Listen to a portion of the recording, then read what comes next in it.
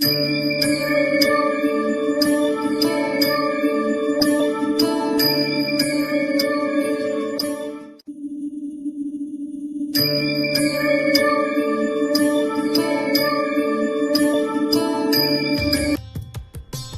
गम गणपतये नमः।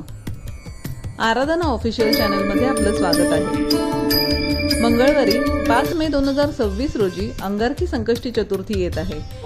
मंगळवारी येणाऱ्या चतुर्थीला अंगारकी असे म्हणतात, जिचे फळ इतर संकष्टी चतुर्थींपेक्षा अधिक मानले जाते। या अंगारकी चतुर्थीला कशी पूजा करावी याची माहिती आम्ही तुमच्यासाठी घेऊन आलो आहोत। अंगारकी चतुर्थीच्या दिवशी सकाळी लवकर उठून स्नान करावे। हातात थोडे पाणी आणि अक्षता घेऊन दिवसाचा संकल्प पुढील प्रमाणे करावा। मी माझ्या सर्व संकटांच्या निवारणासाठी आणि मनोकामना पूर्तीसाठी आज अंगारकी चतुर्थीचे व्रत करत आहे। यानंतर देवाऱ्यातील गणपतीच्या मूर्तीला किंवा फोटोला गंगाजल किंवा स्वच्छ पाण्याने अभिषेक करावा। मूर्तीला लाल गंध आणि अक्षता लावाव्यात। बाप्पाला लाल रंगाची फुले, शक्य असल्यास जास्वंद आणि 21 दुर्वांची जुडी अर्पण करावी। धूप दीप लावून बाप्पाची मनोभावे आरती करावी। गणपती बाप्पाला मोदक अतिशय प्रिय आहेत। शक्य असल्यास 21 मोदकांचा नैवेद्य दाखवावा। जर मोदक शक्य नसतील तर गुळ खोबरे किंवा लाडू अर्पण केले तरी चालतात। दिवसभर उपवास करावा। या उपवासात आपण फलाहार करू शकता।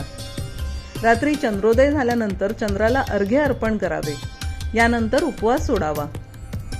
अंगारकी चतुर्थीला गणपती बाप्पाची विशेष कृपा प्राप्त करून घ्यायची असेल तर विशेष आराधना करणेही गरजेचे असते। यासाठी तुम्ही संकटनाशन गणेश स्तोत्र पठण केले तर तुमच्या वाटेत येणारी संकटे दूर होण्यास मदत होते। शक्य असल्यास 21 वेळा अथर्व शीर्षाचे आवर्तन करावे किंवा 1 वेळा तरी अथर्व शीर्ष म्हणावे। तसेच गणपती बाप्पाच्या 108 नावांचे स्मरण करावे। अंगारकी चतुर्थी मंगळवारी येत असल्यामुळे ऋणहर्ता गणेश स्तोत्र किंवा मंगळ ग्रहाचे स्तोत्र वाचणे कर्जमुक्तीसाठी उत्तम मानले जाते।